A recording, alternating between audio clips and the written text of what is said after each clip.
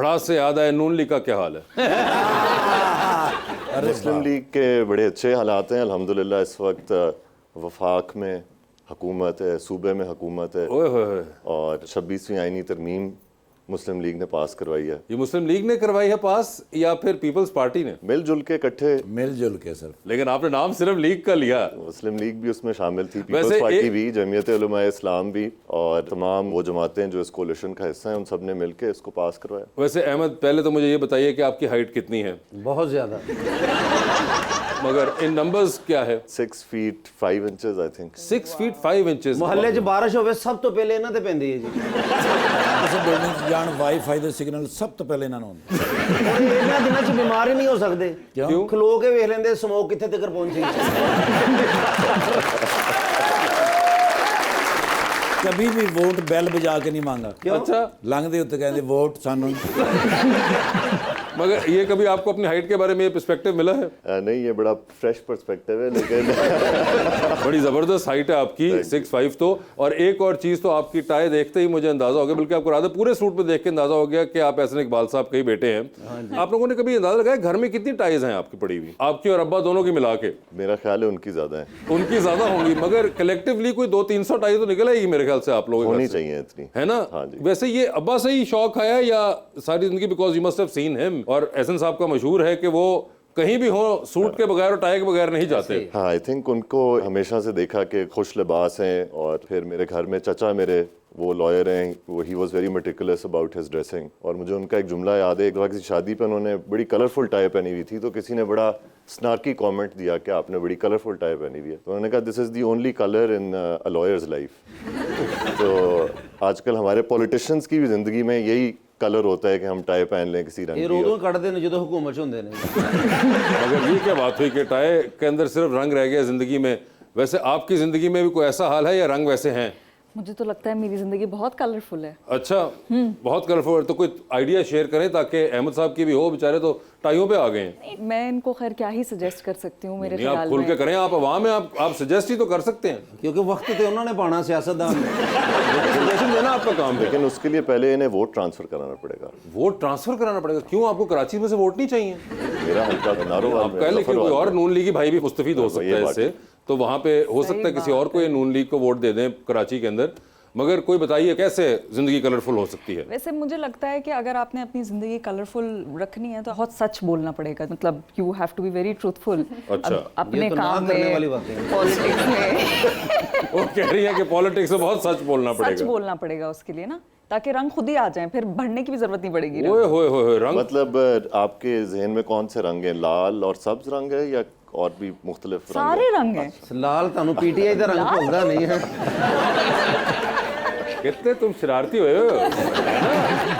मगर तुम मुझे ये बताए, सबसे इंटरेस्टिंग बात कि आप अपनी डिग्री परस्यू कर रही हैं इस वक्त। बिल्कुल, काम के साथ साथ इस वक्त मेरी पढ़ाई भी चल रही है, और लास्ट ईयर चल रहा है मेरा मीडिया साइंसेस का। अच्छा, वो मैं कंप्लीट कर रही हूँ। बीच में थोड़ा गैप आ गया था पढ़ाई में। Okay. तो लेकिन मुझे ये है कि मैं अपनी are degree you doing it from university privately? Of course I'm doing it from university. university, तो yes. आप क्या क्लासेस पे जाती हैं?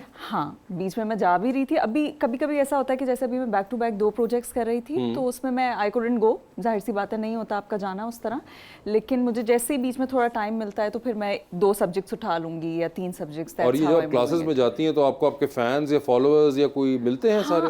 पर मैं ना बहुत नॉर्मली जाती हूँ कि नहीं, मतलब वो तो मैं, आप जाती हैं ना, मगर हाँ, सामने वाला तो आपको उसी हाँ, सब तरह। बहुत खुश रहते हैं, पता नहीं क्यों, बस they are very happy to see देखें, मी। आपकी क्लास के ना सेलिब्रिटी पढ़ा हो साथ, तो आपको खुशी तो होगी। हाँ, बहुत क्यों खुश सर? रहते हैं। हमारे तो जमाने में कोई सेलिब्रिटी ना पढ़ता, सिर्फ अपने ही दोस्त थे जिनके मुंह देखने पड़ते हैं। ये तो हेडमास्टर ना खेलते होंगे चिड़ी उड़ी कां उड़ा। आपके दौर में यही कौन सा गेम हेडमास्टर चिड़ी उड़ी कहाँ उड़ा करता? आपके दौर में यही गेमें होती है ना। ये पढ़े लिखे लोग हैं, जैसे अहमद भाई हैं, तूबा जी हैं। अच्छा, पता नहीं, मुझे नहीं पता आप लोगों के बचपन में ऐसा हुआ है, कोई ऐसा टीचर था आप लोगों का जो हाथ के बीच में ऐसे पेंसिल दबाकर आपको तकलीफ देके, टॉर्चर देकर आपको अच्छा, पढ़ाए? उतना जो बचपन था वो इनके जमाने में था। अच्छा, वो आपका भी नहीं था? हाँ, और मेरा- भाई मेरा तो मैं अभी कसम से कह रहा हूँ मेरे साथ हुआ हुआ है। है? और मैं माशाल्लाह इतना ज़हीन स्टूडेंट था। 7 दिन थे, इतवार वाले दिन भी एनजीओ सजा दे रहे होंगे। बात कर रहे हैं, this is actually serious problem in our society. हमारे जो सरकारी स्कूल्स हैं, हमारे मदरसे हैं, वहाँ पे बच्चों के ऊपर ये एक नॉर्म बन गया है उनको तशद्दुद करना, मारना। और आई थिंक बड़ी ज़रूरत है कि हम इस पर भी एज अ मुआशरा आवाज़ उठाएं। बिल्कुल। वैसे अनंत, मुझे ये बताएं, आप पब्लिक अकाउंट्स कमेटी के भी चेयरमैन हैं पंजाब असेंबली के अंदर, तो अब पैसों का मामला सही है या फंसा के दे रहे हैं आप लोग? देखिए, हमारा काम ये है कि बेसिकली अगर सारी पब्लिक अकाउंट्स कमेटीज़ इस मुल्क की फंक्शनल हो जाएं और अपना काम मेहनत से करें, तो किसी एहतसाब के अदारे की, किसी नायब की ज़रूरत नहीं है। उसकी एक छोटी सी मिसाल ये है कि पिछले 2 महीनों में जो हमारी पब्लिक अकाउंट्स कमेटी ने मीटिंग्स की हैं, हमने तकरीबन 1 अरब रुपए की रकम पंजाब के ख़जाने में दोबारा जमा करवाई है। We have just scratch the surface. अभी हमने सिर्फ हेल्थ और एजुकेशन के डिस्ट्रिक्ट लेवल के ऑडिट देखने शुरू किए हैं पहली दफ़ा, और कोशिश हमारी ये है कि जो ऑडिट पैरास की इतनी बड़े बड़े पलंदे लगते हैं, इन ऑडिट पैरास को ख़त्म करके इन किताबों का साइज़ बिल्कुल रिड्यूस कर दें, ताकि ये जो वेस्टफुल एक्सपेंडिचर है, जो नेग्लिजेंस, इनएफिशिएंसी की वजह से इतना पैसा लीक होता है सरकार का, ये सेव होना शुरू हो जाए। ये सेव होना शुरू हो जाए। मगर मुझे ये बताएं मैडम कि ये तो पढ़ाई तो चल रही है अपनी साइड पे, और स्विचिंग के दरमियान आपको कोई लगता है कोई प्रॉब्लम फेस होती है कि एक्टिंग में मेंटेन करनी है, फिर क्लास के अंदर आना है तो I have to listen to a teacher, और एक डेकोरम क्लास का अपना मेंटेन करना है? अच्छा, उसके अंदर सबसे मज़े की बात यह है कि जो मुझे आसानी हो रही है वो ये हो रही है कि मैं वही पढ़ रही हूँ जो मैं कर भी रही हूँ एक तरह से, मतलब वो काम हमारा उस तरह का है, तो मुझे उतना मसला नहीं होता जितना शायद एक नॉर्मल स्टूडेंट को होता हो चीज़ें अंडरस्टैंड करने में, क्योंकि मैंने प्रैक्टिकली ऑन ग्राउंड चीज़ें देखी हुई हैं, प्रोडक्शन में भी देखी हुई हैं, वैसे भी देखा हुआ है, तो कंपैरेटिवली इतना मुश्किल नहीं लगता। तो आपसे आपके दोस्त जो हैं, कोलीग्स जो हैं, वो कहते हैं कि हमें भी एक्टर बनना है, हमें कोई तरीका बताएं? हाँ, है ना, ये बहुत ज़्यादा कहते होंगे। एक्टर बनने का क्या तरीका है, थोड़ा समय भी बता दें, क्योंकि हम तो इनके साथ बैठते हैं, वो तो नहीं आ सकता सन। आप नहीं बन सकते इनके साथ बैठ के नहीं, वैसे ही वो आपकी शक्ल देख के कह रही हैं। नहीं। तो शक्ल से क्या मैं बन सकता हूँ? एमपीए बन सकता हूँ, एमएनए बन सकता हूँ।